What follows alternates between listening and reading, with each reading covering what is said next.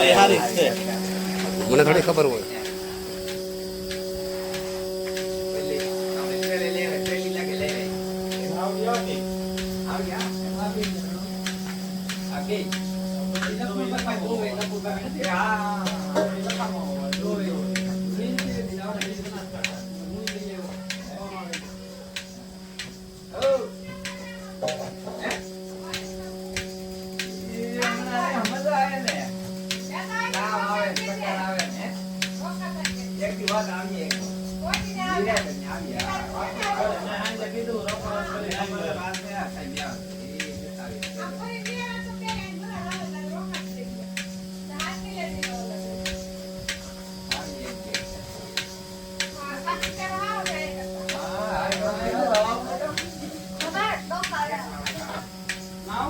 અહીંયા આવી નહીં એ ભાણા આવી તો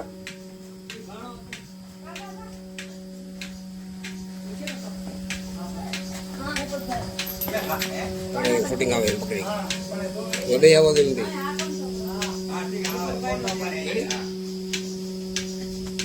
નમસ્કાર મિત્રો, આપણે આવી રહ્યા છીએ ગામ સોંદરી તાલુકામાં વિલેજોડ સોમનાથ. તો એવા ખેડૂતની મુલાકાત કરવાની છે. આજે લોકો એમ કહે છે ખેતીની અંદર પૈસા નથી, તો દોડ રાખીને પણ તમે પૈસા કમાઈ શકો છો. આપણે મનુભાઈ પરમાર છે, અમારા ગામનો સરપંચ છે, સાથે સાથે સામાજિક કાર્ય છે, સમાજનું કામ કરે છે, કામ કરે છે,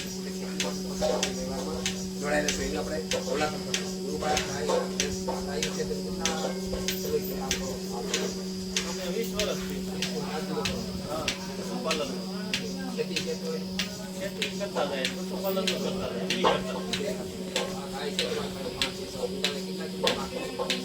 પછી 1 લાખ ઉપરની છે. આની એમ કહેવાય છે જર્સી ગાય કહેવાય કે જર્સી હતા.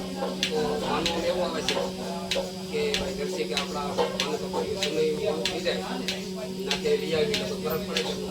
ના કાંઈ નહીં, થોડાક દિવસ એવું લાગે પછી સેટિંગ આવી જાય. ખરીદી કરવા ક્યાં લાવે?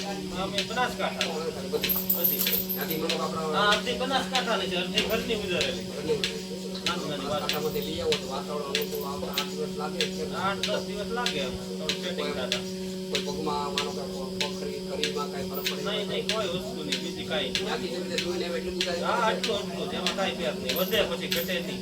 અંદાજે તો કેટલા ખેત આવતા હશે? આના પેટ 6 આવે, 5.5 આવે. અંદાજે તો એક ગાય કેટલું કરતી? 10 લીટર 12 લીટર 10 લીટર. ખોરાકમાં આપણો બેસી રહ્યું કે ખાંડ જોવું પડે? ના, ખાંડ ને તેલ નિરણ બધી આવડે, સુકલ ને લીલી. બાકીનું ખાંડ દાણ, હા, કપાસિયાની પાપડી, ટોપરાનો ખોળ એવું. તો અંદાજે તમારે માની લો કે રોજની ઇન્કમ કેટલી?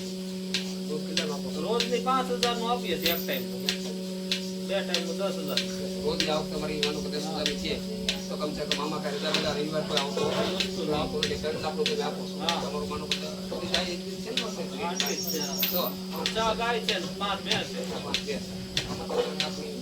ખેડૂત મિત્રો, તમે શું કહેવા માંગો છો? ખેડૂત મિત્રો માટો રાખવાનું છે, કરાય ઘરના માણસો કામ કર્યા હોય તો કરાય, કાયદા માટે ન થાય. અનુભવ કેવું છે? પોતે માલિકી હોય તો આપણે એમાં નફો મળે, બાકી કોઈ પગાર આપણે આપી શકીએ બધી વસ્તુ કાંઈ પાછી નથી.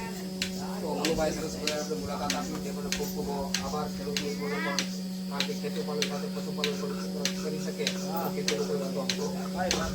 જય જવાન, જય કિસાન.